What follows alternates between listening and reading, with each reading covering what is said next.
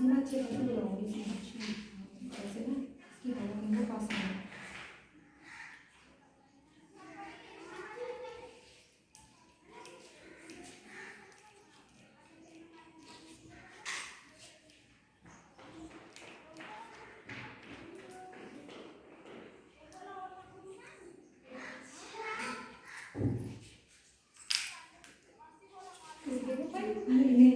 इसकी पेट हिल जाती है।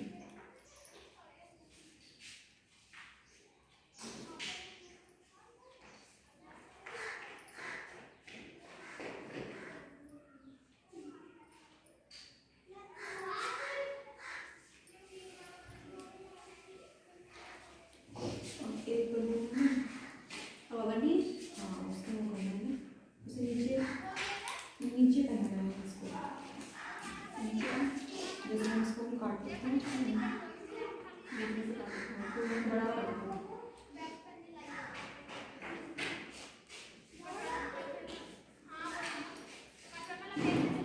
फिर करने का काम करेगा, नीचे बनाना है।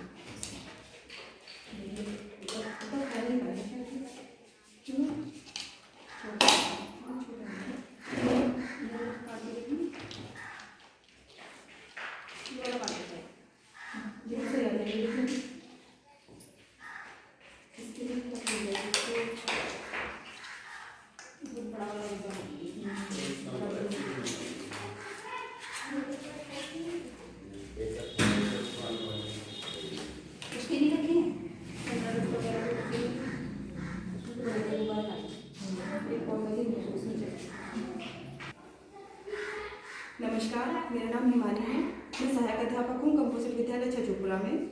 मैंने और मेरे स्टाफ ने मिलकर एक बच्चों को विज्ञान की एक प्रक्रिया समझाने के लिए एक मॉडल तैयार किया है, जो बहुत ही कम लागत में बच्चों के आसपास की चीज़ों से तैयार किया गया है।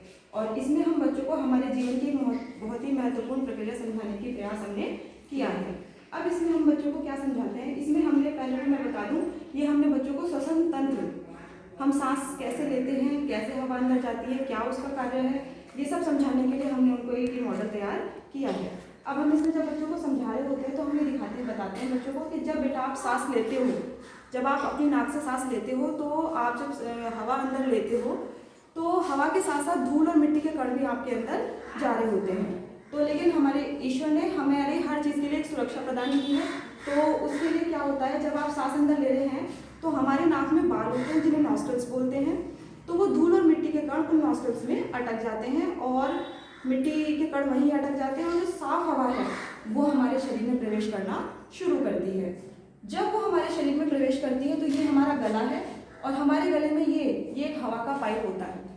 ये हवा का जो पाइप है बेटा, इसे विज्ञान में ट्रैकिया बोलते हैं। ट्रैकिया वो साफ हवा हमारी नाक से होते हुए इस ट्रैकिया के अंदर आ रही है। अब जब ट्रैकिया के अंदर वो हवा आ गई है तो जब वो हमारी छाती में प्रवेश करती है, छाती के अंदर आ गई है, तो यहाँ से वो 2 ट्यूब में बढ़ जाती है। 2 ट्यूब में यानी 2 पाइप में बट गई। उन पाइप को क्या कहते हैं, ब्रोंकाई ट्यूब। ये जो हमारी 2 ट्यूब है ना बेटा, इन्हें क्या बोलते हैं, ब्रोंकाई ट्यूब। इनसे अब आप देख रहे होंगे इन ट्यूब से 2 गुब्बारे जुड़े हुए हैं। ये गुब्बारे क्या हैं, हमारे फेफड़े। इन फेफड़ों में वो जो हवा आई है, वो हवा यहाँ बढ़ते हुए एक इधर फेफड़े में चली गई, एक इधर फेफड़े में चली गई। ठीक है। अब आपको एक और चीज़ बता दूँ, ये जो फेफड़े हैं इनको सहारा देने के लिए एक और हमारे ईश्वर ने एक मांसपेशी बनाई है, उसका नाम है डायाफ्राम। ये जो आपको पन्नी पन्नी दिख रही है ना, ये डायाफ्राम है। ये इन फेफड़ों को सहारा देती है, इनको ऊपर नीचे करने के लिए मदद मिलती है। ठीक। अब यहाँ से शुरू करते हैं। जब हमने हवा हमारे गले से होते हुए, ब्रोंकाई ट्यूब से होते हुए हमारे फेफड़ों में चली गई है। अब हो क्या रहा है, ब्रोंकाई जो ट्यूब है ये वाली, तो आपने देखा होगा जैसे पेड़ में से टहनियाँ निकली होती है ना, तो उसी तरह इनमें से भी ब्रोंकुलस ट्यूब निकली होती है। इनमें भी और छोटी छोटी ट्यूब निकली होती हैं। ठीक है। हर ट्यूब पे, जैसे हर टहनी पे समझो एक फल लगा हो गोल गोल, ऐसे ही हर ब्रोंकुलस ट्यूब जो होती है उस पर एक गोल वो दिखेगी आकृति, तो उन्हें क्या बोलते हैं, एल्ब्यूलाई। अब उनका काम क्या है, उस बॉल का काम क्या है, वो बॉल पता क्या करती है, वो बॉल ये काम करती है, ये जो हवा हमारे अंदर आई है, इस हवा में जो ऑक्सीजन है, उस ऑक्सीजन को वो हमारे खून में देगी। और हमारे खून से कार्बन डाइऑक्साइड अंदर लेके बाहर निकाल देगी। ठीक है, इस तरीके से। और अब ये काम होता कैसे है, ये बॉटल काम करता कैसे है, देखो इसको देखो अच्छे से। अब आप बेटा सांस लेते हो, जैसे ही आपने सांस भरी, सांस लेंगे आप, सांस लोगे तो ये फेफड़े ये देखो फूल गए, डायफ्राम नीचे चला गया और ये फेफड़े हमारे फूल गए।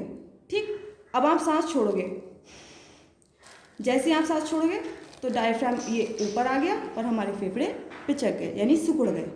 फिर से देख लेते हैं एक बार, जब आपने सांस ली तो डायफ्राम नीचे गया और ये आपके फेफड़े फूल गए।